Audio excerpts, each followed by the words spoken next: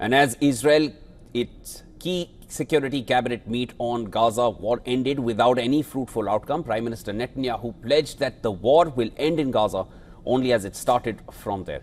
His statement comes following the security cabinet meet, which ended without discussing the 60-day ceasefire and hostage release deal, which has been agreed by Hamas.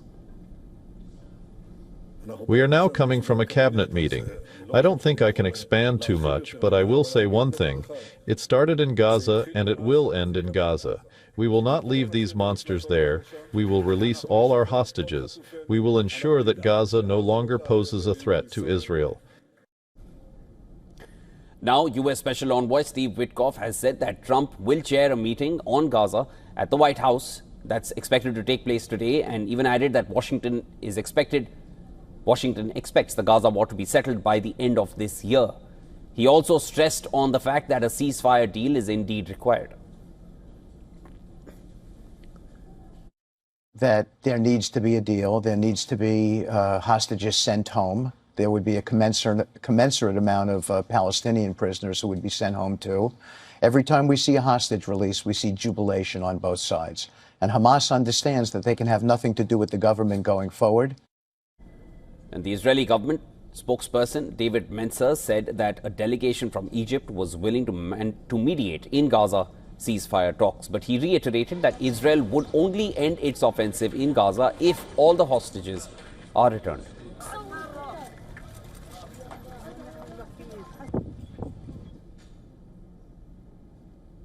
Meanwhile, Qatar has taken a dig at Israel. They said that Israel seemed unwilling to reach an agreement, as they have not yet responded to the ceasefire proposal agreed by Hamas. Now, a video filmed by an eyewitness outside Gaza's Nasser hospital has surfaced, which narrated the horror the moment two projectiles struck the building, killing several people. As Israel is facing severe backlash on the hospital attack, they stated that initial inquiry is completed and the strikes were aimed at what it believed was a camera positioned by Hamas.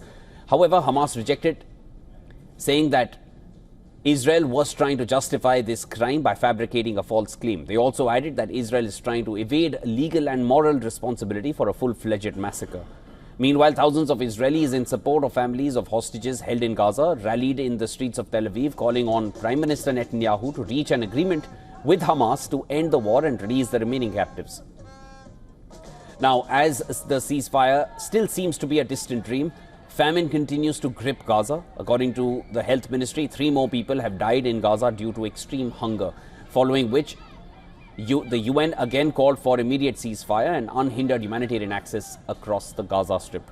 In a separate development, French President Emmanuel Macron took a dig at Netanyahu as well,